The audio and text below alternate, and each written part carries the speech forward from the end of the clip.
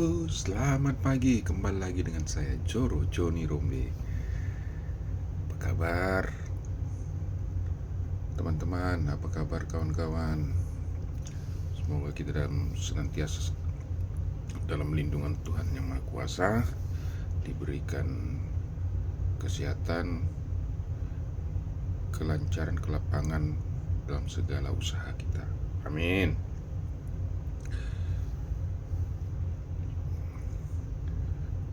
Kali ini saya mau menampilkan sebuah video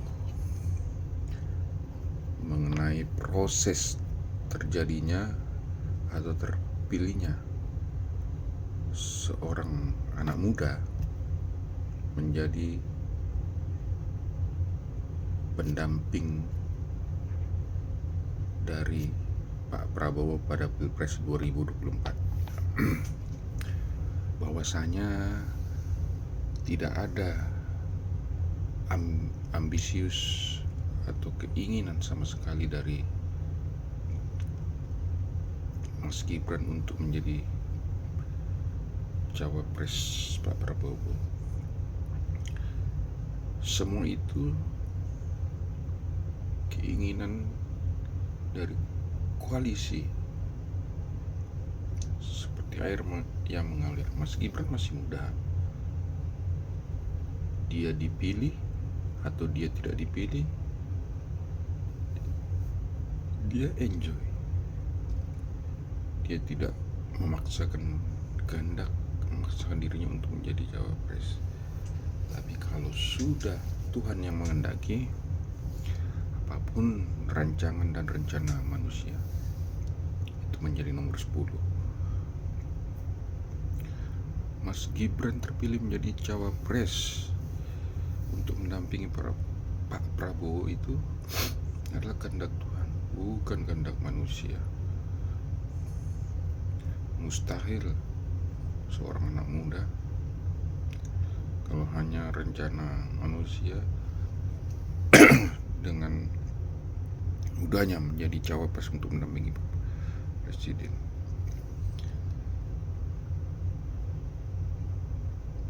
Mungkin di dalam politik selain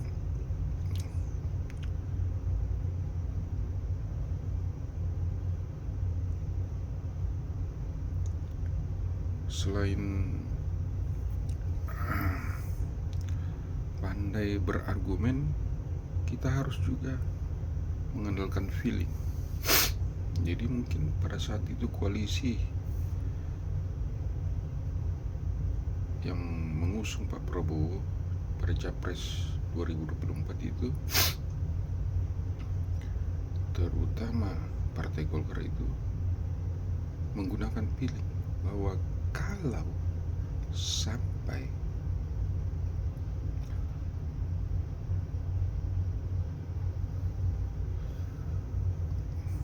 turunan atau ada hubungan dari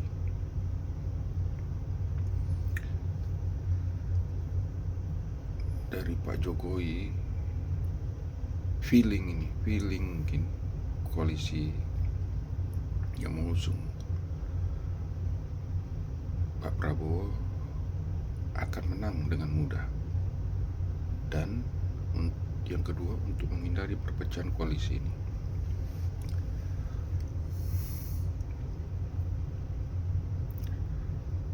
memang apa yang dipikirkan, apa yang di koalisi yang mengusung Pak Prabowo ini menang satu putaran. Sebelumnya para pengamat, lawan-lawan mengatakan akan terjadi 2 putaran. Tetapi waktu berkehendak lain.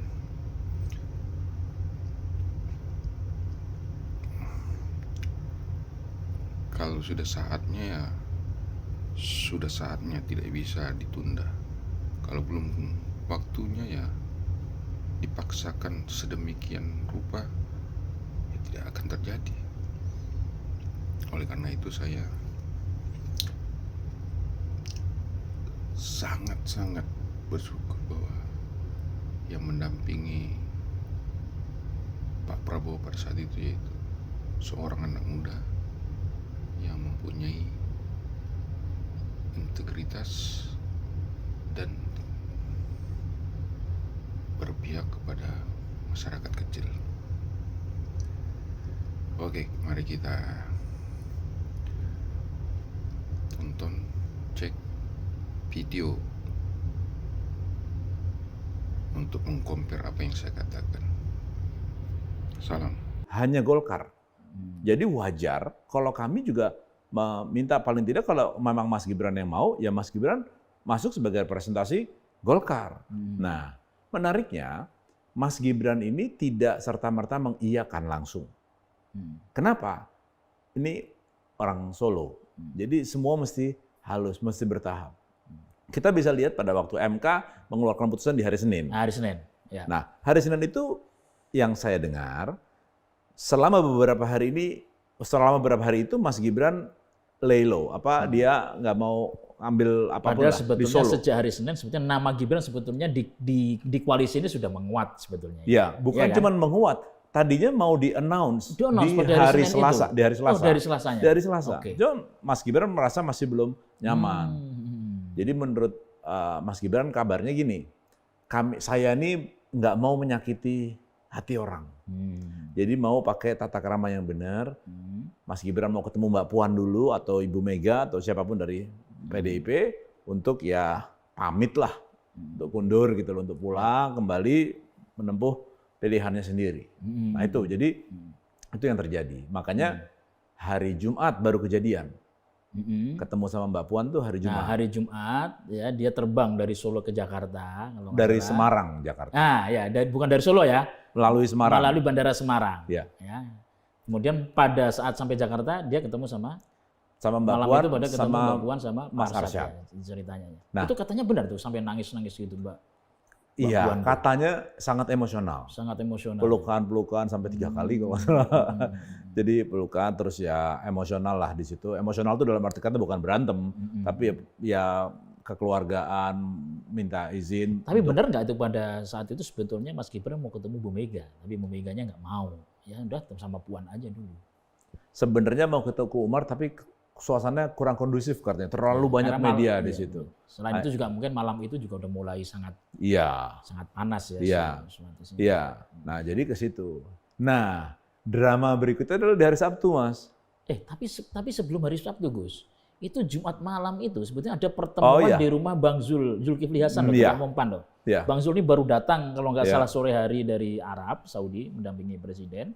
Malamnya langsung ketemu Pak Prabowo di rumah dinasnya Bang Zul. Di Widya Chandra. Mengundang Mas Ahaye. Mas Ahaye sebagai ketua Golkar. Yang menarik itu ketua Golkar nggak diajak loh, Gus. Nah. Apa itu sebetulnya yang terjadi itu sebetulnya? Ini info langitannya adalah Bang Zul sama Mas Ahaye berusaha memberikan pertimbangan atau pandangan baru terkait cawapres ini. Cuma ngasih tahu bahwa ini ada hasil survei ya, sepertinya seperti ini. Kalau kita sudah mantap dengan Mas Gibran, monggo. Tapi ini ada hasil survei begini yang mungkin masih ada yang sedikit di atas Mas Gibran gitu loh. Nah, tapi semua dikembalikan kepada Pak Prabowo. Jadi ini pertemuan terakhir sebelum benar-benar memutuskan Gibran. Iya. Dan gitu saya rasa wajar ya. Semua harus ditaruh di meja. Mungkin Bang Zul tetap menyodorkan Pak Erick Thohir, mungkin gitu ya. Iya bisa jadi. Bisa jadi ya. Mungkin AHY menyodorkan Bu Khofifah. Atau mungkin AHY enggak ya? Oh enggak. Bu Khofifah pada waktu itu. Makanya nah ya bagi saya sangat wajar, sangat mungkin, tapi hanya sekedar masukan. Karena Pak Prabowo malamnya kan jemput presiden. Nah, artinya bahwa pertemuan di Zulkifli di rumahnya Bang Zul ini selesai sudah, aman. Aman. Tapi kan keputusan ada di. Ya artinya bahwa sudah disepakati bahwa Bang Zul sama AHY itu udah sepakat. Jadi karena gini, karena hari Sabtunya kan Mas Gibran akan datang ke Golkar. Jadi mereka harus ngasih pandangan terakhir sebelum besok di-announce ke publik melalui Golkar. Artinya pada malam itu bahwa namanya Gibran ini sudah tidak terbendung kan? Sudah tidak terbendung. Tapi pertemuan di rumah Bang Zulkifli Hasan aman Gus ya, nggak ada gebrak-gebrak meja, nggak ada. Nggak ada. Nggak ada kan? Saya mampir di luar tuh, Mas. Saya dengerin dari luar. Ya. Terus malamnya Pak Prabowo jemput Presiden. Menarik ya? Menarik, itu dini hari loh Gus. Ya. Yang menarik sebenarnya gini, ada info Mas Erik sama Bang Zul pulang lebih Pulang awal. duluan. Iya. Ternyata enggak. Mas Eriknya Mas tetap Erick Thohir nemenin Presiden pulang. Jadi ada siapa saja itu menterinya di pesawat itu? ada Mas Dito. Jadi kelihatannya Mas Dito, dikawal juga. Oh, ini kader Golkar juga, Menteri kader Golkar mengawal juga Pak. Iya. Apa yang terjadi di pesawat itu antara Erick Thohir Dito sama Jokowi? Saya nggak yakin Mas Erik akan memberikan usulan apapun karena Mas Erik juga sudah paham apa yang terjadi gitu loh. Jadi ya saya dikirimin foto dari Mas Dito aja berduaan selfie berdua sama Mas Erik. Tapi yang menarik Gus, mengapa Prabowo itu kemudian menjemput Presiden? Iya ya. Sebagai Menteri Pertahanan ya. Saya itu agak terkejut juga. Gitu. Mungkin minta restu. Mumpung ada waktu ya kan ketemu. Ya, bisa jadi gitu. Nah terus paginya gimana Gus? Sabtu pagi? Nah ini menarik. Jadi rencananya itu kan jam 10. Menghadiri Rapimnas Golkar. Menghadiri Rapimnas Golkar. Ya. Nah jam 10 bareng Pak Prabowo. Terus mendadak kabarnya yang saya dengar langsung berbelok. Oh. Nah tapi ini saya mesti akui, saya mesti puji ya. Artinya berbelok ini untuk sowan ke Bang Zul. Bang Zul. Oh, ya, Mas Gibran. Iya. Jadi sebelum datang ke Golkar pada saat itu datang ke Bang Zul. Terus itulah Bang Zul memberikan restu istilahnya. Memberikan Bismillah restu. gitu Bismillah kan postingannya. Jadi datang ke Golkar, beliau pun juga Mas Gibran nggak kepingin barengan sama Pak Prabowo. Keren deh. Iya. Kerangka saya sebagai komunikasi politik harusnya barengan. Iya. Tapi ternyata Mas Gibran memilih untuk tidak barengan. Tapi mungkin itu lebih tepat karena sebetulnya kan karena Golkar kan pada saat itu baru mau akan mengumumkan cawapresnya kan. Kalau bareng kan seakan-akan seakan-akan apa ya nggak cocok aja. Ya gitu ya. Nah, tapi sebenarnya yang kita pengen tahu ini adalah masalah banyak hal kayak misalnya politik dinasti. Nah ini kan belum terjawab nih. Kita belum punya jawabannya. Gus, tapi sebelum itu Gus. Jadi Sabtu akhirnya Rapimnas Golkar mengumumkan Mas Gibran, ya kan Mas Gibran juga pada saat itu menerima dan akan berkomunikasi dengan Prabowo. Kemudian Gus, tadi malam minggu malam sudah diumumkan secara resmi oleh semua partai koalisi. Ya, ada macam-macam itu partisinya termasuk Partai Gelora segala Gus ada di situ ya. Gitu Gus. Nah, tadi memang yang belum clear adalah soal mengapa sih Gibran? Oh iya. Iya kan? Iya. Gitu loh, mengapa diajukan? Apalagi sekarang diserang dengan isu dinasti. Nah, yang menarik adalah justru yang mengeluarkan nama Gibran secara official itu justru Partai Gelora. Partai Gelora. Ini partai baru ya. Partai baru yang berusaha nyolong di tikungan. Pendirinya Anies Mata dan Fahri Hamzah. Mahfud Siddiq Dan Mahfud Siddiq sebagai sekjennya, gitu kan. Nah ternyata mereka malah mendorong ya. Mereka justru yang paling awal mendorong. Ini yang tidak terjadi. Mereka sangat dekat dengan Jokowi katanya ya. Ya, saya dengar mereka beberapa kali jumpa Pak Jokowi. Nah, kayaknya itu yang mesti kita gali dan terkait politik dinasti tadi ini. Itu kan dulu kan Bang Fahri juga mengatakan jangan sampailah anak presiden ikut-ikut politik. Nah, termasuk MK. Kayaknya kita mesti tanya langsung ke. Nah, termasuk mungkin kita perlu tanya Gus, bagaimana dinamika di partai koalisi. Saya yakin juga Partai Gelora, walaupun memang partai baru, ya pasti diikutkan dalam diskusi-diskusi mengenai cawapres Prabowo ini. Nah, itu kita sudah undang Mas Fahri dan kelihatannya beliau sudah datang nih di sini nih. Oke. Mas Fahri, Ustadz Al-Mukarram. Pakai berdiri segala. Terima kasih. Wah. Luar biasa ini. Nih, terima kasih nih udah datang nih di Info A1. A1 aja Arifin. Satunya Wahid. Kawan lama. Wah, sudah lama nggak ketemu sama Mas Fahri. Saya juga udah lama nggak ketemu. Ini dulu jago media, ini jago iklan. Ketemu di A1. Kalau saya kan jago apa dong? Tapi DPR nggak ada Mas Fahri itu kelihatannya kok agak sunyi-sunyi ya? Terlalu senyap ya? Terlalu senyap. Kita merindukan sosok vokalis antara Mas Fahri sama siapa yang Gerindra itu? Mas Fadlizon. Dia pura-pura lupa. Itu duet itu luar biasa. Sekarang nggak ada loh Gus. Sekarang kurang kelihatan. Lagi diet dia. Sibuk ngurus keris. Tapi Gus, ya Mas Fahri dulu kan kritis, ya kan. Begitu sekarang membuat partai baru, Partai Gelora, kok Kok apa namanya, kok bergabungnya kepada pemerintah ya? Pak Jokowi ya? Ini Mas Fahri. Pertanyaan atau apa? Pertanyaan dong. Mas Fahri, mungkin untuk mengawali mengawali perbincangan kita, ya. Mengapa kok Mas Fahri yang dulunya kritis terhadap pemerintah begitu membuat Partai Gelora kemudian ikut dengan atau bergabung dengan koalisi ya Pak Jokowi ya? Ya pertama kalau kita berada di luar sistem negara ya, tidak di eksekutif, tidak di legislatif, tidak di judikatif. Pada dasarnya kan kita jadi rakyat. Ya. Pilihannya dua. Menjadi rakyat biasa atau menjadi pelaku pasar. Gitu. Nah, katakanlah dua-duanya. Tapi kita itu bukan negara, kita itu di luar. Kita nggak digaji lagi, nggak dipilih lagi. Karena itu sebenarnya tidak ada kewajiban untuk mengawasi jalannya pemerintahan. Karena rakyat itu waktu datang ke TPS itu kan memang dia memberikan mandat kepada beberapa pihak. Dua pihak kalau di dalam sistem presidensialisme kita. Dia kasih mandat ke eksekutif melalui kepala daerah, presiden. Nih saya kasih uang, saya kasih kekuasaan, jalankan yang baik ya. Tapi dia datang juga ke satu kotak lain. Dia kasih mandat kepada legislatif. Dia bilang, legislatif, ini saya kasih mandat, kekuasaan, saya gaji kamu, saya kasih imunitas, jaga tuh, saya kasih uang banyak ke sana tuh, saya kasih kewenangan, kamu yang jaga. Nah kita sebagai rakyat habis itu pergi kerja. Yang jadi wartawan, ya ada sentuhannya dengan isu publik. Yang jadi dosen, jadi buruh, jadi guru, jadi nelayan, petani, kembali lagi kita jadi rakyat. Nah, itulah yang saya alami sebenarnya begitu setelah ya hampir 20 tahun ya saya kerja di Senayan. Habis itu ya sudah saya nggak datang ke rakyat minta mandat lagi, ya sudah saya back off dan melihat mereka ini kerja.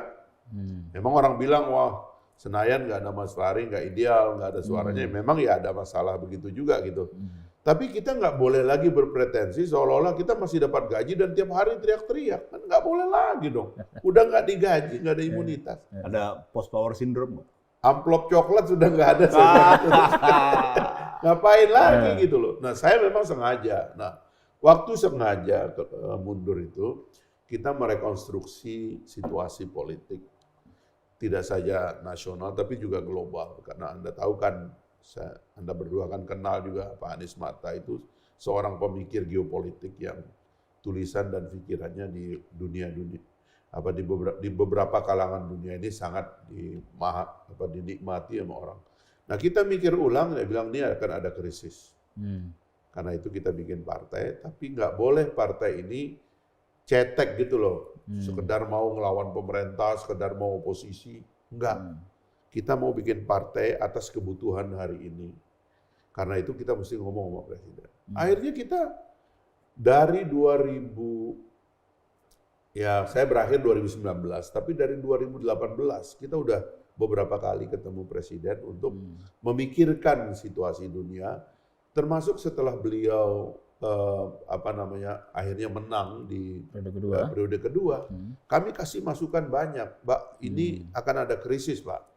Bapak harus membangun pemerintahan yang kuat, harus ada rekonsiliasi, ajak rakyat kembali bersatu setelah 2 kali tegang dalam Pilpres 2014 dan 2019, sehingga kita bisa mengerjakan hal-hal besar dalam keadaan krisis, Pak. Dan benar, alhamdulillah beliau terima gagasan itu. Jadi dekat dengan Jokowi itu malah sebetulnya sebelum membentuk Partai Gelora. Sebelum. Sudah sering ketemu. Saya kan begini ya, ada yang unik dari Pak Jokowi ini ya. Saya nggak tahu ini kan kita ini tidak boleh membaca orang itu terlalu sederhana. Dan saya sekarang introspeksi juga bahwa kita nggak boleh baca orang terlalu sederhana. Apalagi kalau orang pernah menang wali kota 2 periode. Menang di pilgub 1 periode, yang kalau 2 periode kemungkinan juga bisa menang di pilpres 2 periode, dan leadership-nya itu diakui di banyak tempat. Kita nggak boleh sederhana membaca orang gitu. Nah, satu yang unik yang saya alami dari Pak Jokowi adalah Dulu saya dianggap oleh orang paling keras kritik beliau. Bahkan orang bilang nggak ada yang sekeras saya ngomong. Pokoknya pahit aja lah gitu kalau ngomong. Ya karena waktu itu saya masih menjabat. Dan setiap ketemu presiden, saya juga selalu minta maaf, Pak. Saya minta maaf, nggak ada yang pribadi. Lu nggak ada Mas Fahri, saya senang. Saya tuh kalau pengen mendengar dia bilang, yang sebenarnya itu apa sih di politisi ini, saya dengar sampai kata Pak Jokowi. Makanya zaman Setia Novanto ketua DPR, lalu Ade Komarudin, lalu Bambang Susatyo, kalau ada rapat konsultasi, dia pastikan harus ada Pak Fahri yang hadir. Dia pastikan begitu, dia ngomong sama Novanto, Presiden nggak mau rapat konsultasi nih kalau Mas Fahri nggak ikut. Sehingga kalau saya lagi di dapil, saya diminta balik dulu, baru kita ngatur waktu dengan Presiden. Nah saya agak heran dengan tipe mental model seperti ini ya. Kok dia senang gitu ketemu dengan orang yang di luar itu melakukan kritik yang keras sekali kepada dia. Termasuk Fadli gitu, waktu itu gitu. Dan memang ya kita akhirnya waktu ketemu tuh bahkan pernah suatu hari kita ketemu dia bilang, kok kita ini cocok banget ya dia bilang. Apa sebetulnya yang membuat cocok dengan Pak Jokowi itu apanya? Mungkin belak-belakannya ya, artinya kalau tertutup ya kita kan suka belak-belakan gitu ya. Terus kan Pak Jokowi itu kayaknya dia senang mendengar apa namanya hal-hal yang kontradiktif gitu. Seperti yang hari-hari ini terjadi kan. Kan kalau orang yang menyederhanakan Pak Jokowi akhirnya dia kecewa. Ya kan? Itu karena dia nggak ngerti siapa Pak Jokowi. Terlalu sederhana. Dan dia terlalu ingin menyederhanakan Jokowi seperti mau dia. Saya maunya Pak Jokowi begini, saya mau plot dia begini. Keliru kalau cara berpikir seperti itu. Karena Jokowi adalah manusia yang kompleks dalam pengertian leadership-nya dan kemampuannya dari apa yang dia sudah capai. Menang pilkada berkali-kali, lalu kemudian menang pilpres 2 kali. Itu mah harus kita hargai sebagai sesuatu yang tidak sederhana, yang belum tentu kita juga bisa mengerti. Dan itu yang sekarang terjadi di banyak orang gitu. Mas, ngapunten, ini kayaknya bertukar tempat nih. Anda yang tadinya kenceng menjadi kebalikan. Nah sekarang justru yang tadinya pendukung garis kerasnya Pak Jokowi sekarang malah kenceng. Gimana tuh Mas? Iya dugaan saya kan bilang begini ya. Saya kan ketemu dengan banyak orang, termasuk saya diundang oleh Sultan Hamengkubuwono ya. Satu-satunya dinasti yang masih berkuasa di Indonesia ini. Saya diundang sama beliau, dikasih nasihat tentang bagaimana bicara. Dia bilang, bisa nggak, Anda itu bicara, saya nonton Anda, dia bilang, Anda itu bicaranya benar. Tapi jangan biarkan orang lain itu merasa kayak diajarin gitu. Anda itu tegas, tapi jangan bikin orang tersinggung. Kayak gitu-gitulah dia ngomong. Jadi ini ada satu khazanah yang saya juga harus rendah hati untuk memahami bahwa ini memang kuat dalam kultur kita. Nah, Pak Jokowi itu kalau kita lihat ya, pidatonya di wali kota, pidatonya di gubernur, pidatonya di presiden, sampai pidato kemarin di hari santri dan tanya jawabnya itu nggak ada yang berubah, dari ekspresinya nggak ada yang berubah. Itu yang saya bilang, jangan-jangan ini orang lain yang berubah. Keinginannya yang berubah. Orang lain tuh punya keinginan lain. Sementara Jokowi nggak berubah, pikirannya tetap mikirkan keberlanjutan, mikirkan rekonsiliasi dan seterusnya. Itu yang dia pikirkan. Tapi orang lain mungkin kalau bisa jangan dia. Calon saya bukan dia. Lo nggak bisa begitu dong. Kan nggak boleh Pak Jokowi akhirnya ditakar sekecil itu. Itu yang saya bilang ya. Bagian dari kritik sistem juga yang saya katakan itu. Sistem ini membuat kadang-kadang pola kita itu jadi tidak ada ukurannya begitu. Karena presidensialisme kita tidak tegak. Kita selalu ingin membuat presiden itu jadi anak buah partai politik. Nggak bisa itu. Sistemnya nggak memungkinkan itu. Ini bukan parlementer. Ini adalah presidensil yang disebut oleh ahli namanya Scott Manwaring itu dilematis. Karena harusnya presidensialisme itu harusnya 2 partai.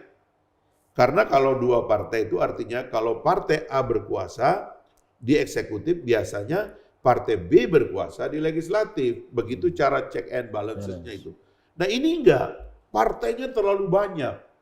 Sehingga begitu presiden ini berkuasa, kadang-kadang kekuatan dia di parlemen nggak banyak, terlalu sedikit, dia kumpulkan partai lain, Sehingga semua partai lain itu sebenarnya ikut dalam pemerintahan dia.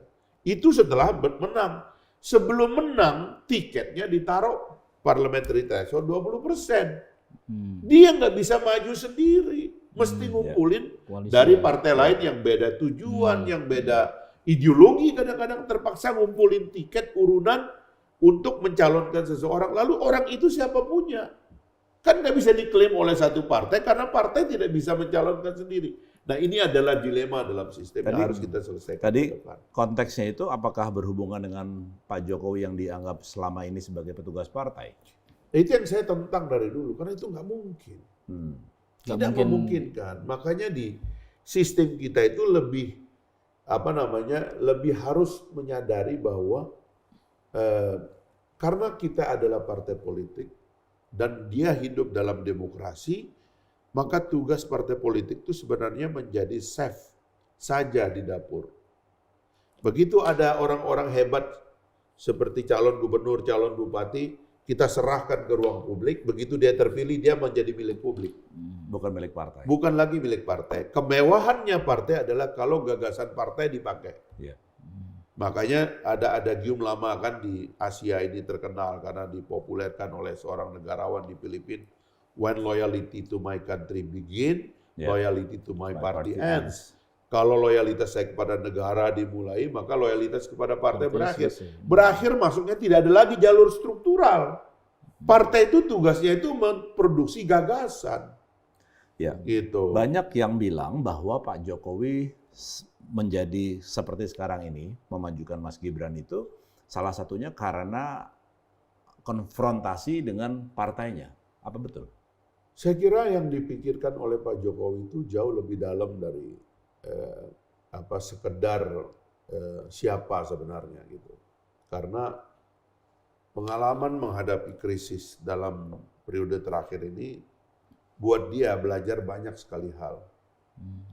Ada negara-negara maju, Amerika, Kanada, Jepang, China yang di atas kita itu kelimpungan menghadapi krisis. Negara-negara demokrasi yang berkelahi, pemerintah, eksekutif, dan legislatifnya saling tutup. Di Amerika zaman Trump itu ada government shutdown, ya, eksekutifnya ditutup, Capitol Hill berhenti bekerja. Yeah. Nah, konflik di dalam elit ini, itulah yang dilihat oleh Pak Jokowi sebagai produk dari satu sistem yang harus kita perbaiki ke depan, gitu. Karena itu dia mau mencari model supaya ke depan itu akan ada cara baru kita mengelola elit kita ini. Nah, tetapi sebelum itu, ini ada pekerjaan-pekerjaan besar ini. Yang mahal sekali ongkosnya, karena dihasilkan pada masa krisis ini gitu. Rekonsiliasinya yang pertama. Kesadaran bahwa sebenarnya elit itu tidak perlu difasilitasi untuk bertengkar. Justru perlu difasilitasi untuk bertemu. Karena pada dasarnya, dasar dari pertengkarannya juga tidak kuat. Gitu. Nah itu yang pertama, ya, rekonsiliasi. Dan dia tetap ingin itu, waktu kita ketemu itu terus terang aja, Pak pertahankan koalisi besar. Karena pikirannya sederhana. Dengan sistem seperti ini, alasan partai politik untuk mengajukan calon itu nggak kuat. Apalagi kalau pakai threshold 20%. Apa dasarnya? Kenapa Nasdem sama PKS sama PKB bisa gabung? Kenapa Nasdem sama PKB masih ada dalam kabinet nyebut diri perubahan? Bergabung dengan PKS, dia sebut dirinya perubahan. Padahal dia ada di dalam pemerintahan. Berhadapan dengan partai lain yang juga ada dalam pemerintahan. Ini bagaimana nyari logikanya ini? Sehingga sebetulnya saya bilang, nggak ada dasarnya sebenarnya orang-orang ini bertengkar. Yang real kalau kita mau sebut bertengkar, apalagi ini contoh berikutnya, dengan Pak Ganjar dengan PDIP, dasarnya apa sebenarnya? Pindah itu, ya kan? Kan kita nggak tahu juga. Partainya sama katanya begitu. Tapi kan partai ini salah satu saja dari koalisi besar yang ada, yang terbentuk oleh ketidaksempurnaan sistem tadi. Maka yang saya katakan waktu itu adalah, Pak, pertahankan koalisi besar. Kenapa? Satu-satunya yang relevan untuk dipertandingkan adalah apa yang sedang berjalan, sudah 10 tahun Pak Jokowi ini, 5 tahun terakhir, dengan siapa yang ingin melakukan koreksi terhadap apa yang sedang berjalan. Silakan. Sehingga dengan sistem ini sebenarnya kita juga berharap waktu itu boleh 2 tantangan, kalau 3 tantangan iya. Tapi secara tegas meletakkan posisinya. Kalau Anda mengatakan diri perubahan, jangan ada dalam kabinet. Iya. Dan katakan kami keluar dari kabinet dan kami melihat pemerintahan ini sudah salah arah, ini kekeliruannya ABCD dan ini yang akan kami lawan. Kami akan mengajukan proposal baru kepada rakyat, ini proposalnya. Kan enak pertandingannya. Sekarang kita nggak ngerti di pertandingan apa sebenarnya. Kayak kemarin. Nah, inilah kira-kira dilemanya gitu loh. Sehingga waktu Pak Jokowi ingin mempertahankan koalisi besar, ternyata ada gumpalan yang pecah, ada yang keluar begitu. Kayak kemarin di salah satu talk show, Mas Ganjar itu mengkritisi bahwa sekarang selama 10 tahun ini masih banyak yang belum bagus dan beliau yang diyakini bisa memperbaiki itu. Dan di situ ada Pak Mahfud itu kan jadi akhirnya. Itu termasuk misalnya soal penegakan hukum. Ya. Jadi begini teori anunya ya. Presiden itu sebenarnya mengangkat para menteri itu di dalam Undang-Undang Dasar disebutnya itu bukan pejabat tinggi biasa. Bukan pejabat tinggi itu biasa itu maksudnya itu dia pada dasarnya adalah presiden di bidang itu. Coba bayangkan aja kekuasaan menteri ya. Kan nyaris kalau menteri itu mengeluarkan keputusan, dia bisa menjadi presiden yang tidak saja bahwa kekuasaannya itu real dapat dilaksanakan, tapi luas efeknya seperti seorang presiden. Nah, jadi menteri itu sebenarnya presiden. Makanya kan kemudian, apalagi yang namanya Menko. Jadi kalau kita bicara Menko Polkam misalnya, nyaris semua isu Polkam itu inilah penanggung jawabnya. Karena Menko Polkam itu tidak pakai undang-undang, dia pakai Kepres. Jadi dia itu adalah kepanjangan tangan presiden untuk sektor itu. Jadi kalau nanti ada kritik terhadap isu Polkam, tapi yang mengkritik itu adalah orang yang bertanggung jawab ngurus Polkam, nggak kena gitu loh. Nah inilah anomali-anomali yang harusnya ke depan itu kita perbaiki. Tapi ini menyebabkan pertarungan ini menjadi lucu yang menurut saya nanti itulah yang akan memberikan keuntungan kepada gagasan koalisi besar yang ingin dibuat oleh Pak Jokowi itu. Gitu. Mas Wari. Katakanlah memang bahwa Pak Presiden memang sedang berupaya ya, mencari solusi untuk apa istilahnya untuk menyelesaikan konflik elit tadi itu ya. Tapi kemudian yang terjadi saat ini kan memperlihatkan ya banyak orang yang menilai loh kenapa Jokowi kemudian membangun dinasti, mengapa tidak terhadap Gibran misalnya ya tidak melarang atau apa gitu. Itu apakah memang bagian dari itu atau memang ini sebetulnya sudah melenceng dari itu juga? Pertama. Ide rekonsiliasi dan legacy itu kuat dulu gitu. Karena itu fondasinya. Jadi Pak Jokowi melihat apa yang dia buat ini harus diteruskan. Karena itu rekonsiliasi diteruskan dan orang yang serius ingin meneruskan ini harus ada. Jadi rekonsiliasi dan legacy. Lalu kemudian koalisi besarnya terbentuk. Di koalisi besar kan kesulitan mencari wakil buat Pak Prabowo.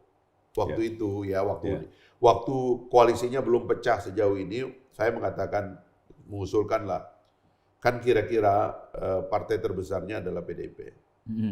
Tapi calon presiden paling lama kan Pak Prabowo dan paling senior lah di antara capres yang ada.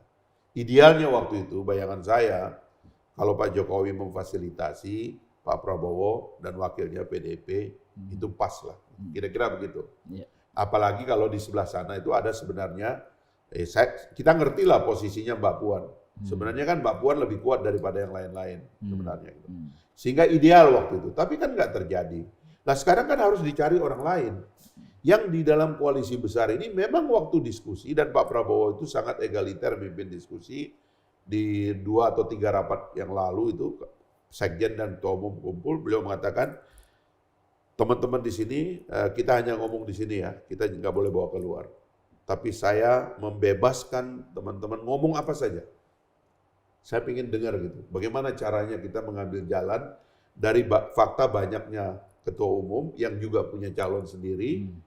Dan fakta, saya berterima kasih, saya sudah disepakati oleh semuanya sebagai calon presiden. Dia bilang, cuman wakil kan kita bahas. Akhirnya kita bahas. Memang nggak mudah. Sehingga kemudian kita memerlukan satu figur yang kira-kira akan mudah juga dipahami dan dimengerti dan diterima oleh semuanya. Dan kita diuntungkan oleh adanya keputusan Mahkamah Konstitusi bahwa kemudian orang salah satu yang diincar itu Mas Gibran masuk ke situ. Dan akhirnya sekarang kita terima. Satu ini kepentingan dari koalisi dulu ya, yang satu proses politik yang apa boleh buat juga berjalan karena kalau kita bicara pemilihan calon-calon lain juga kan kalau kita cari argumen-argumen memang nggak ada dalam sistem ini, argumen itu tidak ada. Yang kita perlukan itu simbolik. Dan akhirnya ya terpaksa karena sistem yang harusnya tidak simbolik nggak jalan, yang simbolik yang terpilih. Dulu waktu pilih Pak Ma'ruf Amin simbolik juga. Memang pilih Pak Mahfud nggak pakai simbolik, simbolik. Memang maunya Pak Surya Paloh terhadap Muhammad nggak simbolik, simbolik. Imajinasi tentang perang merebut Jawa Timur itu simbolik. Sebenarnya kan begitu. Jadi nggak ada yang betul-betul, wah ini alasannya begini, kerja begini, nggak ada. Bahkan saya bilang, wakil presiden itu pekerjaan yang sangat ringan. Karena itu siapapun bisa jadi wakil presiden sebenarnya. Karena wakil presiden itu sebenarnya pembantu presiden yang kalau nggak difungsikan oleh presiden, tidak berfungsi. Jadi saya bilang wali kota lebih berat daripada wakil presiden. Pekerjaannya itu harus deal dengan orang, harus ngecek masyarakat dan sebagainya gitu. Itu satu ya, proses di sebelah sini. Yang kedua soal dinasti. Misleading. Karena nggak ada lagi yang namanya dinasti di dalam negara demokrasi. Dinasti itu atau dalam bahasa Indonesianya wangsa itu adalah penguasa-penguasa karena darah. Di Nusantara ini dulu ada Wangsa Shailendra yang kerajaan terkenal. Kerajaan-kerajaan. Di Aceh ada, ya di Sulawesi ada, itu Bali segala macam. Bali dan sebagainya itu ada, itu darah-darah merah, darah biru dan sebagainya. Itu yang saya bilang tadi, di Indonesia tinggal satu yang dianggap berkuasa dan ada kekuasaan, itu Hamengkubuwono. Yang lain sudah nggak ada. Bahkan sebenarnya karena ada tuduhan dinasti kayak begini, salah satu proposal saya kepada Pak Prabowo dan Mas Gibran nanti adalah ya kita harus menghidupkan otoritas-otoritas lokal, dikasihlah fungsi-fungsi kebudayaan. Janganlah mereka itu tiba-tiba hilang begitu saja. Padahal ini memang kawasan dinasti dulunya. Indonesia ini adalah dari ratusan kerajaan, ribuan kerajaan bahkan gitu. Jadi dinasti itu adalah kerajaan keturunan, darah yang mewakili kekuasaan secara langsung. Bahwa kalau raja, maka anak saya ada darah saya, dia harus menjadi raja juga. Sewaktu saya berkuasa, dia namanya putra mahkota. Setelah saya mangkat, putra mahkota jadi raja. Itu yang namanya dinasti. Kalau dalam demokrasi tidak ada, yang ada itu namanya keluarga politik. Keluarga politik itu adalah keluarga yang kok banyak politisi dalam keluarga itu. Loh, itu sama dengan keluarga dosen, keluarga kiai, keluarga ustadz, keluarga pedagang, ya kan? Itu sama. Keluarga namanya. Memang kalau orang jadi politik jelek. Siapa bilang keluarga Bung Karno keluarga politik. Keluarga Pak SBY sekarang keluarga politik. Keluarga siapa lagi? Bang Surya. Bang Surya Paloh juga akan jadi keluarga politik juga. Amin Rais. Pak Amin Rais keluarga politik. Haritano keluarga politik setelah jadi keluarga bisnis. Itu biasa. Itu adalah kebebasan dalam masyarakat demokrasi. Bukan dinasti. Tapi apakah memang etis ya? Ini kaitannya dengan etis. Seorang presiden ya kemudian membiarkan anaknya kemudian menjadi calon wakil presiden. Ini kan yang dikritik oleh para pendukung beliau yang sekarang udah keluar ya. Termasuk begini, kalau di dalam politik memang katanya nggak ada kebetulan, Mas Fahri. Ya, banyak yang meyakini bahwa apa yang kemudian sekarang Gibran dapatkan sebagai cawapres Prabowo itu adalah bagian dari upaya ya untuk mendapatkannya, termasuk pendaftaran di Mahkamah Konstitusi.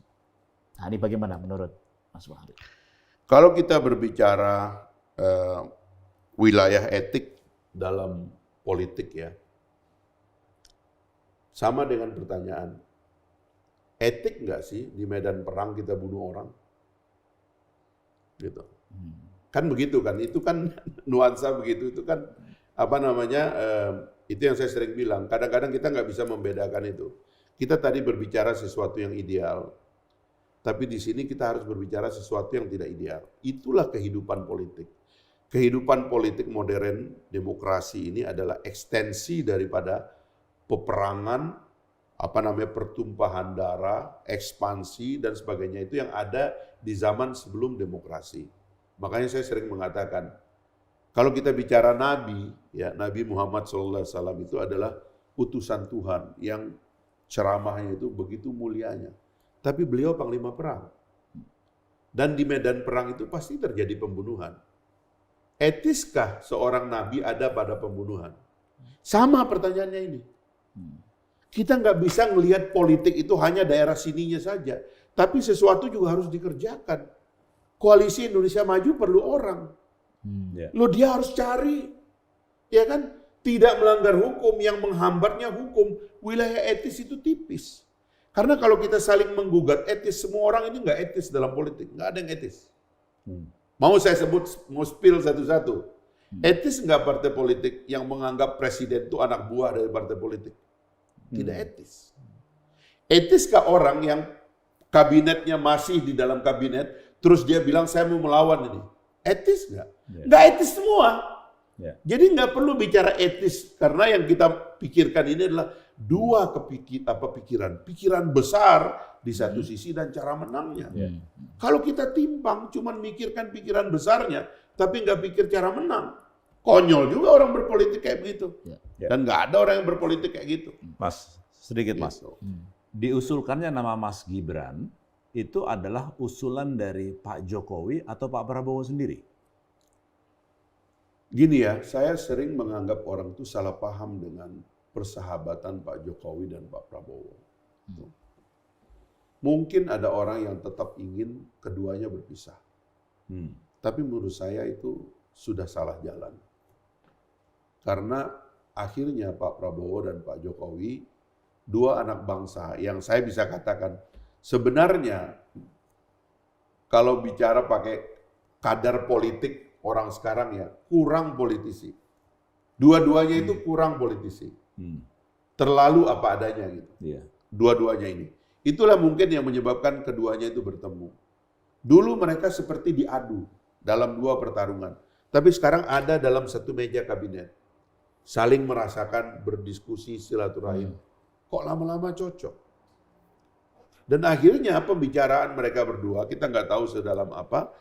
Termasuk saya lihat sih kalau kita ngomong ya, keduanya secara terpisah tentunya sebab kita nggak pernah ngomong bertiga sama beliau. Gagasan-gagasan ini dipegang. Saya pernah agak dalam mengatakan kepada beliau, Pak, kita jangan mengentertain kehendak dari elit untuk sekedar bertengkar tanpa tujuan. Pertengkaran kita itu harus ada makna untuk kepentingan nasional. Karena itu, apa yang dulu terputus itu nggak boleh dibiarkan. Bung Karno berakhir, penggantinya dengan Bung Karno tidak bagus.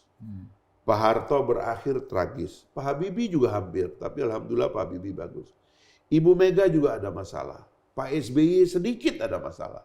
Kita mau transisi antar pemimpin dari yang dulu dijatuhkan oleh revolusi, Bung Karno dijatuhkan oleh revolusi, Pak Harto dijatuhkan oleh revolusi, masuk ke abad normal, bahwa pemimpin dengan pemimpin itu berganti secara mulus. Ditangkap sama dua-duanya, memang benar. Kenapa ada negara yang bisa memikirkan long term plan? Karena apa? Karena ada proses yang ditata. Jangan semua presiden baru, wah nanti yang lama kita hapuskan, mangkrak lagi. Wah ini dirubah lagi, sistem ini udah berubah, besok mangkrak lagi. Loh yang rugi siapa? Rakyat. Yang biayain pembangunan yang dibikin mangkrak tuh uang siapa? Uang rakyat. Kan nggak boleh begitu. Nah, saya kira ini yang beliau tangkap sehingga apapun diskusinya kemudian tentang orang, saya nggak ikut ya, tetapi nuansa ini ditangkap dengan baik oleh beliau berdua bahwa ini waktunya kita menata satu transisi yang lebih baik.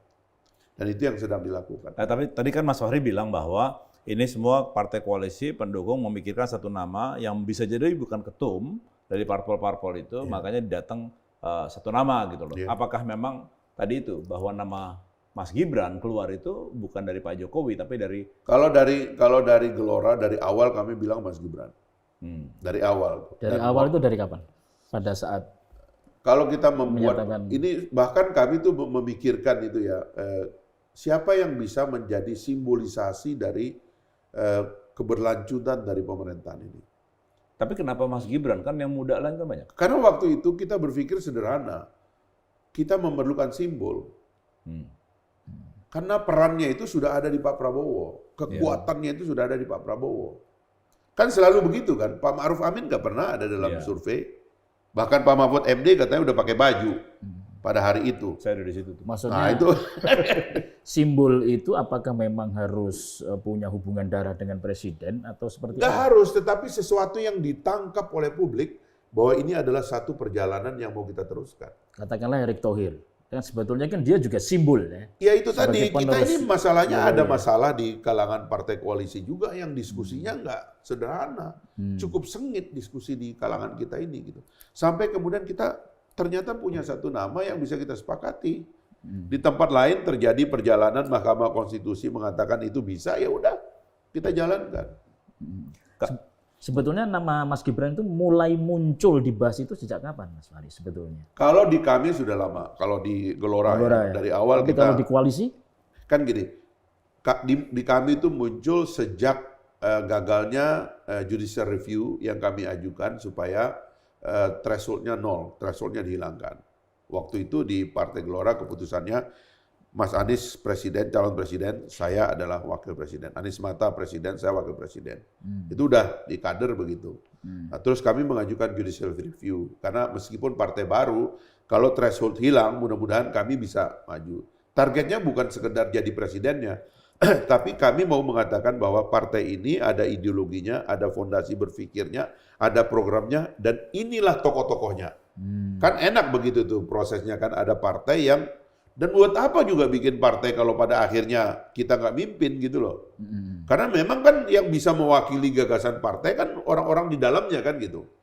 Ini dikalahkan di MK, terus kami diskusi di dalam, kalau gitu kita mesti mencari sesuatu yang polanya lain. Ya. Berarti ini hanya akan ada 2 atau 3 tiket. Karena thresholdnya nggak bisa kita hapus. Kira-kira si ini yang akan muncul. Oke, dari ini kita pilih pilpresnya, capresnya dulu. Kita dari awal mantap Pak Prabowo. Oke Pak Prabowo, kita ketemu dengan Pak Prabowo berapa kali. Saya juga pernah diundang sama beliau sendiri, kita ngomong, oke mantap Pak Prabowo. Tinggal wakilnya. Kita hitung lagi, enggak, ini mesti simbolik. Terus terang waktu itu, saya mengusulkan di awal ya, nama pertama yang muncul itu Pak Jokowi. Karena pikiran sebagai wakil. Karena pada pikiran saya waktu itu kan bisa kayak Putin ke Medvedev sama Erdogan ke Abdullah Gül. Kan itu polanya kan transisi yang mulus itu. Ternyata ditolak karena MK juga mungkin menolak, saya nggak tahu ya. Tapi katanya Pak Jokowi juga nggak setuju ya. Itu diskusi kami di dalam ya. Habis itu ya kalau koalisi besarnya terbentuk dari PDIP. Gitu. Karena PDIP partai terbesar waktu itu dan ada simbol besar yaitu Bu Mega dan sebagainya. Wah asik sekali ini gitu kan. Terserah nanti siapa yang mau melawan tapi bikin clear gitu. Keluar gitu kira-kira gitu. Ternyata itu juga batal. Nah maka pikiran selanjutnya adalah simbolisasi itu tadi. Dan itulah yang kemudian ketemunya itu di Mas Gibran. Idealnya memang ketemu di Mas Gibran. Dari rute itu gitu. Keputusan Mahkamah Konstitusi keluar, klop sudah jadi. Artinya bahwa muncul nama Mas Gibran itu berarti setelah Megawati mengumumkan Ganjar sebagai capres. Iya, ya setelah itu. Memang sekenal apa dengan Mas Gibran sebetulnya dari Gelora? Apakah memang sudah sering bertemu bahwa dia kemudian cocok sebagai simbol tadi itu? Iya, kalau kita bicara simbol sih memang ada beberapa simbol ya. Di luar, di tempat umum, di apa yang di survei-survei itu ada banyak nama yang sekarang sudah keluar ya. Artinya sudah tidak ada di list lah gitu. Tapi sehebat-hebat simbol yang ada di luar, memang tetaplah simbol itu adalah orang yang dalam imajinasi publik itu bersatu dengan Pak Jokowi gitu. Sebagai yang bersama Pak Prabowo meneruskan perjalanan ini. Jadi siapa yang paling kuat merepresentasikan Pak Jokowi? Itu yang kita cari waktu itu gitu. Makanya kenapa nama Pak Erick menguat, karena dianggap Pak Jokowi mau direpresentasikan oleh Mas Erick. Tapi ada persoalan di partai-partai lain. Ya kan? Ini sekali lagi ini kita nggak ngerti karena ini sistem. Mau kita bahas kayak apa susah.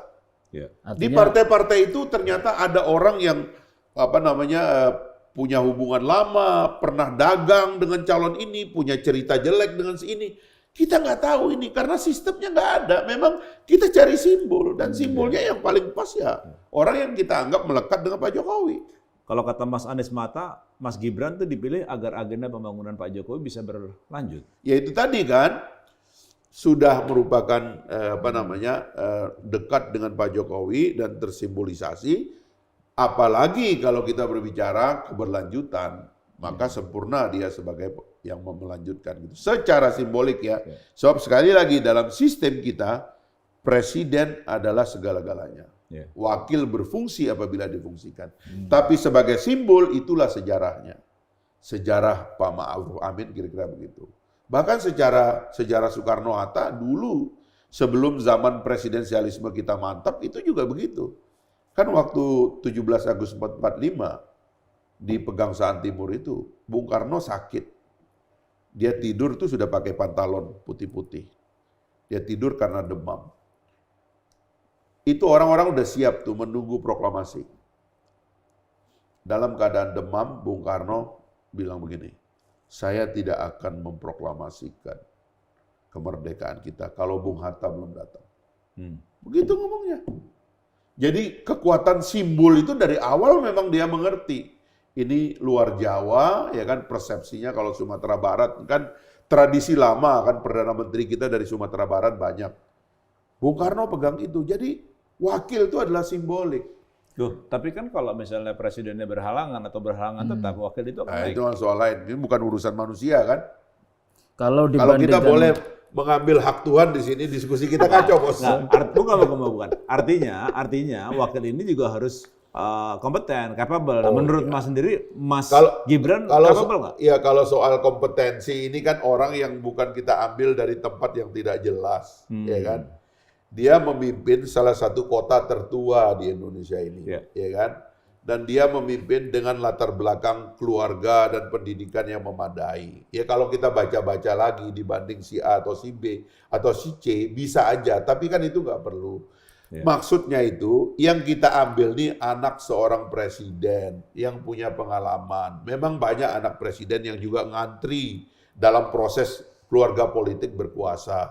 Tapi kalau Mas Gibran juga adalah bagian dari keluarga politik, keluarga presiden. Jadi udah nggak keluar dari kategori yang benar gitu loh. Banyak yang beranggapan bahwa wali kota atau gubernur. Kenapa nggak yang backgroundnya gubernur gitu? Menurut Mas gimana? Wali kota itu yang punya rakyat. Makanya saya bocorin sedikit. Saya ngomong sama Pak Prabowo. Pak, nanti debat gimana? Gimana menurut kamu? Saya bilang mantap Pak. Saya bilang begitu. Gimana? Bapak isu besar itu orang udah ngerti. Orang tuh nggak bisa lagi mempertanyakan nasionalisme Prabowo, pengertiannya tentang geopolitik, keamanan masa depan Indonesia, pangan, ekonomi. Ini keluarga ekonom Pak Prabowo ini memikul nama-nama besar dalam ekonomi. Pak Mitro, kakeknya, ya kan, dan seterusnya lagi. Tapi soal pelayanan publik Pak, itu teknis Pak. Ngurus SKCK, ya kan? Bukan SKCK, ngurus akte kelahiran, ngurus BPJS, rumah sakit Pak, sekolah, itu wali kota Pak, jagonya itu. Mas Gibran, waduh pas ya, dia bilang begitu. Bukan gubernur? Wali kota, karena yang punya rakyat wali kota. Gubernur nggak punya rakyat loh. Tapi gubernur ini kan memimpin daerah-daerah yang pada dasarnya memiliki rakyat, karena yang punya kepala desa, lurah itu adalah wali kota dan bupati. Gubernur itu sebenarnya wakil pemerintah pusat untuk mengelola infrastruktur wilayah. Koordinatif ya. Koordinatif, nggak punya rakyat dia pada dasarnya. Tapi ini kan Mas Gibran ini baru 2,5 tahun sebetulnya jadi wali kota. Itu apakah memang sudah dianggap cukup punya pengalaman dan punya kapabilitas terhadap hal itu ya? Kalau dibandingkan dengan Bung Hatta mungkin beda jauh ya. Mungkin Bung Hatta kan memang dari awal berjuang betul. Saya tadi bicara Bung Hatta itu dalam perspektif simbolik ya. Tapi kalau soal kemampuan orang ya saya mohon maaf ya. Saya belajar manajemen. Ada ahli-ahli manajemen yang menganggap bahwa pengalaman itu tidak baik.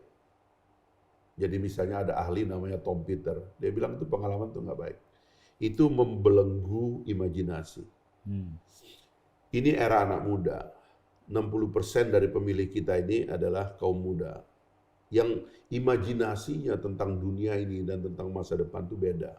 Saya mempelajari cara anak-anak muda, cara Mas Gibran menjawab Twitter dan sebagainya itu menurut saya itu imajinatif dan itu adalah masa depan Indonesia, sesuatu yang oleh orang-orang tua mungkin dianggap sinis, tapi itulah mereka. Ini anak-anak nih mimpinya itu kayak, ya mohon maaf, kayak ada anak kita Putri Aryani ya, dengan segala keterbatasan, mimpinya itu pengen jadi diva di Hollywood, lalu dia menang di American Got Talent. Itu mimpi-mimpi ini, kalau kita yang tua-tua ini kolot ya, nggak sanggup cope dengan mereka, berbahaya juga. Kekuatan Indonesia ke depan kan di pemimpi-pemimpi muda ini, dan pentingnya Gibran ada di situ ya dalam rangka itu dia harus memanage ini ledakan demographic bonus beserta imajinasinya. Karena demographic bonus itu bukan saja fisik orang, tapi gagasan orang, pikiran orang, imajinasi dari anak-anak muda yang seperti tidak tertampung dalam negara sekarang ini. Kemarin kepuasan publiknya Solo berapa? Ngalahin Pak Jokowi 92%. 92%. Ya. Tapi Mas Fahri memang udah tua kok nyebut kita yang tua-tua gitu. Saya udah tua sih sebenarnya. Kan saya termasuk sebenarnya calon capresnya Pak Jokowi rambut putih. Dulu anggota DPR umur berapa berarti? 27 saya. Anggota DPR? Saya anggota MPR umur 27. Anggota MPR 27, ya. Memang. Dan langsung jadi juru bicara. Nah itu. Padahal saya ini bukan anak presiden loh. Nah itu dia. Lahir di kampung, listrik baru ada di kampung saya umur 13 tahun. Makan ngambil ikan dari sungai atau dari laut. Ya kan? Ya untung sih orang tua saya ngasih makan ikan gitu sama susu kambing, kita punya kandang kambing gitu. Protein semua ya? Protein, akhirnya otaknya agak lumayan lah. Ya, dari kampung begitu. Umur 27 saya udah jadi juru bicara MPR loh. Satu kampung sama mertua saya ini. Mas Fahri, sebetulnya kalau soal anak muda, ya kemudian dia tampil menjadi pemimpin, menjadi anggota DPR, menjadi gubernur, menjadi wali kota, ya, apalagi menjadi presiden, sebetulnya nggak ada masalah kalau menurut saya. Yang dipersoalkan saat ini kan karena memang seakan-akan bahwa ini ada jalan karpet merah ya buat seorang anak presiden ya dalam hal ini. Nah, Anda melihat ini setuju nggak gitu terhadap hal ini, bahwa memang ini ada itu gitu loh, ada upaya untuk melempangkan jalannya seorang anak calon seorang anak presiden. Kalau anak presiden mungkin belum tentu juga kayak begitu. Kalau dulu Mas Fahri kan dari kampung ya kan, kemudian ke Jakarta kuliah, setelah itu jadi aktivis, kemudian jadi anggota MPR, kan itu tidak ada yang memberikan jalan karpet merah gitu. Kadang-kadang kita kalau mau protes ya kita protes semuanya gitu. Karena memang kita hadir di masyarakat yang bebas. Dan kita boleh protes semua hal gitu. Tapi tidak adil bahwa keluarga politik itu diadili dengan stigma negatif. Ya. Keluarga politik bukan stigma negatif. Dalam demokrasi, keluarga politik itu adalah kemuliaan. Keluarganya Kennedy, keluarganya Bush, keluarganya Clinton itu di Amerika, keluarganya Gandhi. Ya, keturunannya Nehru di India. Ya. Kemarin perdebatan tentang dinasti di Filipina agak keras ya, karena keluarganya, anaknya Marcos sekarang jadi presiden, si Bongbong itu. Tapi lagi-lagi orang disadarkan bahwa ini masyarakat demokrasi, tidak bisa ada yang semena-mena. Gibran itu juga di Solo menghadapi parlemen ya. Kemudian presiden itu menghadapi parlemen, dan salah satu agenda saya ke depan adalah memperkuat parlemen. Jadi saya mengusulkan bahwa nanti parlemen itu sebaiknya tidak ada sistem recall gitu. Itu kebebasan media seperti yang kita lakukan sekarang. Itu tidak mudah. Kalau bukan karena potensi, orang mana berani menghadapi yang kayak begini. Karena beda dengan zaman kerajaan. Zaman kerajaan itu eksekutifnya raja, yudikatifnya raja, legislatifnya raja. Rakyatnya pendiam, tidak ada oposisi, tidak ada media pada waktu itu. Sehingga apapun yang dikerjakan tidak ada tantangan. Tapi ini bukan. Ini bukan kerajaan. Ini adalah negara sipil yang orang-orangnya bebas. Semua orang pegang tombol. pegang sosial media, tidak bisa sembarangan. Sehingga kadang-kadang standar moral yang kita pakai ya dan ukuran-ukuran ya akademik yang datang dari kemalasan belajar ya. Sebab saya debat di grup-grup WA yang banyak akademisinya itu soal definisi aja mereka nggak clear kan. Misalnya soal dinasti tadi, benar kamu nganggap keluarga politik sama dengan dinasti? Dari mana perdebatannya? Akhirnya diam. Nah kita itu suka di-drive oleh emosi-emosi, keinginan kita, ya kan, sakit hati kita, ya sakit hatimu. Tapi jangan merusak teori-teori dan definisi-definisi akademik yang baku. Gitu. Mas tadi bahas tentang Gelora ya, Partai Gelora. Ini masuknya Partai Gelora ke koalisi Pak Prabowo ini, apa karena biar nggak segrup aja sama PKS? Iya, pada dasarnya kita juga dari PKS itu kan dulu kita sudah mikirin masa depan partai, tapi kan tidak diterima ya bahwa partai itu harus dimodernisasi. Kan ini juga satu topik menarik ya soal partai kader itu. Di sini partai kader, di sini petugas partai. Ini kalau kita gagal paham dalam lanskap demokrasi itu bisa kacau gitu. Karena partai kader ini sebenarnya itu tradisi bukan di dalam negara demokrasi sebenarnya itu. Karena kecenderungannya itu adalah dalam sistem otoriter gitu. Ya, dan begitulah kira-kira kader itu dikelola secara otoriter, bahwa kamu itu adalah milik partai, ya kan? Terus kamu tuh harus tunduk kepada pimpinan dan sebagainya gitu. Nah ini yang kita pengen rubah waktu itu Mas Ipang, bahwa tidak ada lagi yang dengan cara kader seperti itu. Tapi ini semua udah jadi publik gitu loh, bahwa orang tuh disiapkan untuk masuk ke ruang publik dan partai cukuplah kemewahannya itu karena dia pernah sekolah di partai itu dan sekarang dia menjadi milik publik begitu. Harusnya begitu. Nah kami melihatnya akhirnya begitu, dan bahkan juga kami keluar dari stigma-stigma gitu loh, ya kan? Wah, Anies Baswedan umat gitu, bisa kayak gitu. Itu kami tuh agak kritis dengan itu, karena pada dasarnya ini kan sebenarnya nggak begitu kan. Ya, ini nggak boleh lagi lah begitu kita cara berpikirnya kan. Karena saya pernah berulang-ulang katakan tuh, saya pernah dimarahi gara-gara mengkritik gitu, Mas Anies gitu. Saya bilang saya nggak pernah jadi timnya Pak Jokowi, saya nggak pernah jadi menterinya Pak Jokowi, kok saya yang salah gitu pada waktu itu. Artinya saya akhirnya menemukan bahwa massa itu selalu ingin memplot kita itu untuk mereka gunakan gitu. Dan kita partai politik nggak boleh begitu. Kita harus punya gagasan yang original dan juga kita harus meyakinkan publik untuk merubah dan mengikuti gagasan kita. Bukan sekedar membebek kepada maunya massa, nggak boleh begitu juga gitu. Nah keterjebakan PKS kira-kira banyaknya di situ. Makanya kita banyak nggak cocok juga begitu. Pertanyaan terakhir dari saya nih. Kalau Pak Prabowo, Mas Gibran menang, kira-kira Gelora dapat berapa menteri, Mas? Nggak pernah dipikirkan. Nggak pernah dipikirkan. Karena sekali lagi dalam sistem presidensial kayak begini kan, teori hitung-hitungannya kan nggak ada. Jadi itu semua lebih karena gabungan daripada keahlian dan representasi. Tapi kalau presidensialisme harusnya menteri itu bukan representasi. Menteri itu adalah hak prerogatif presiden. Karena itulah sebenarnya begitu kita itu jadi menteri, misalnya nih ya, partai itu dia ditarik beberapa orang jadi menteri, itu anggota legislatifnya tetap bebas. Nggak boleh kemudian gara-gara Anda tarik beberapa orang jadi menteri, terus anggota legislatifnya itu nggak boleh ngomong.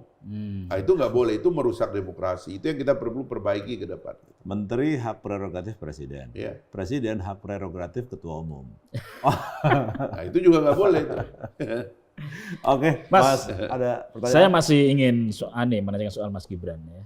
Kemarin itu begitu muncul ya, apakah memang semua partai di koalisi itu setuju atau ada yang menolak sebetulnya? Di awal-awal ada diskusi, tapi yang rapat terakhir itu hanya berapa menit semua aklamasi. Semua aklamasi. Mungkin boleh tahu siapa aja yang sempat menolak segala gitu? Enggak, karena itu kan dikatakan etiknya kan dibilang kita ini tertutup. tapi boleh bebas gitu. Tapi pada dasarnya itu hanya pertimbangan-pertimbangan aja tentang Jawa, luar Jawa, citra Islam nasionalis dan sebagainya itu.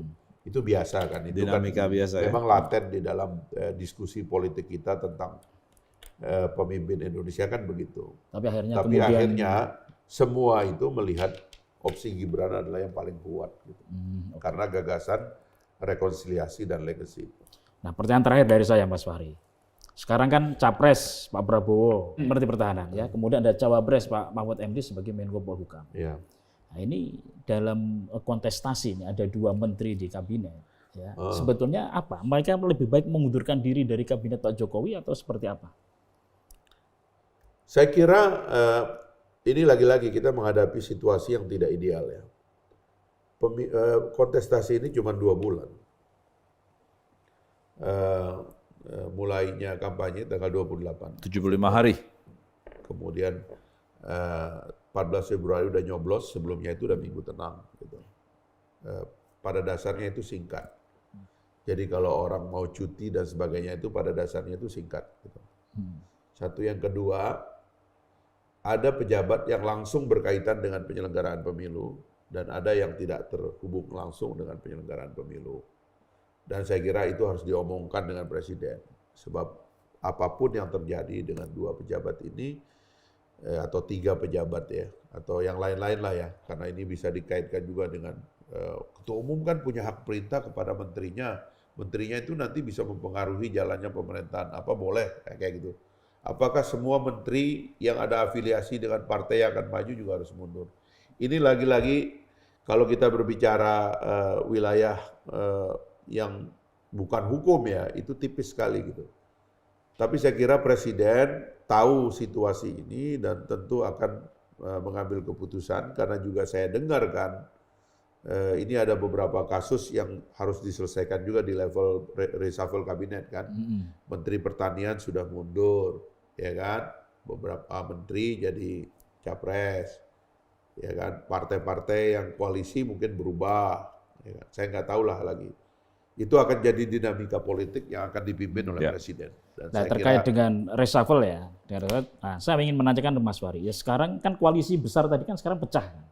ya. Karena memang ada yang mendukung Pak Ganjar, ada yang mendukung Pak Prabowo, kemudian ada juga koalisi di Anies Baswedan. Ya. Nah, sebetulnya Pak Jokowi ini atau sebetulnya yang dinamakan koalisinya Jokowi sekarang itu seperti apa? Ya itu yang sekali lagi situasi ideal yang kita hadapi, terpaksa kita hadapi, ya bahwa kepemimpinan Presiden ini pada akhirnya itu dari dalam kabinet sendiri menciptakan 3 calon. Ya. Kenapa saya bilang dari dalam kabinet sendiri?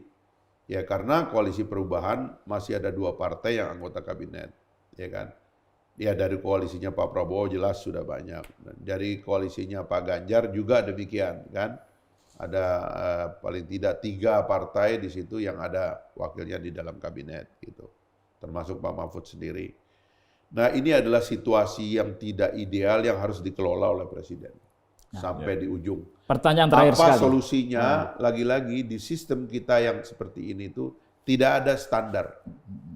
Karena itulah kemungkinan akan bisa terjadi hal-hal yang kita tidak duga juga, ya.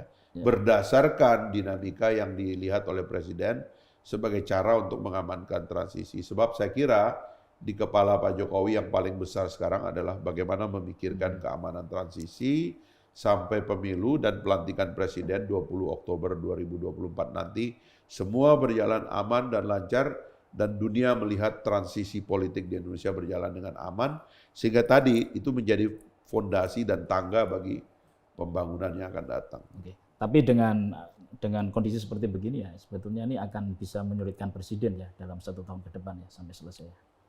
Itu juga bagian dari ketidaksempurnaan sistem. Di suatu hari kalau menurut saya jarak antara terpilihnya Presiden baru dengan pelantikan Presiden baru itu haruslah dekat gitu.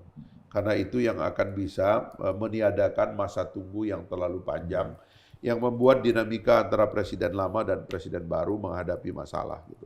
Saya kira itu bagian dari ya kalau saya ya bagian dari PR dari pemerintahan yang akan datang yang harus diperbaiki. Oke Gus. Siap. Terima kasih banyak nih, nggak kerasa nih waktunya udah lewat. Makasih. Sejam ya? Hari. Hampir sejam. Oh, lebih.